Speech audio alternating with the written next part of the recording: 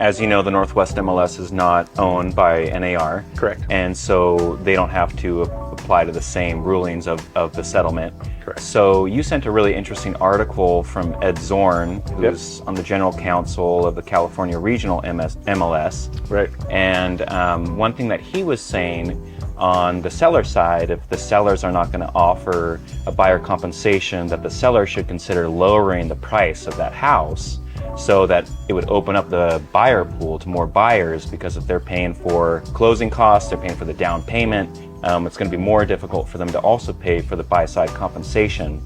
And I was kind of curious what your take is on the Northwest MLS opting out of taking away the buy-side compensation or publishing it, as opposed to NAR MLSs that are going to remove the buy-side compensation completely. The basis of everything that you just said comes back to transparency. When we voted from the Northwest MLS, the number one thing that really was the beauty is the decoupling of the buyer and the seller commission. That was the major change that we made.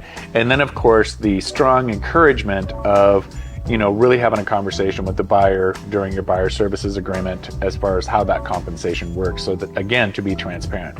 Now, of course, that was not made law until the beginning of this year.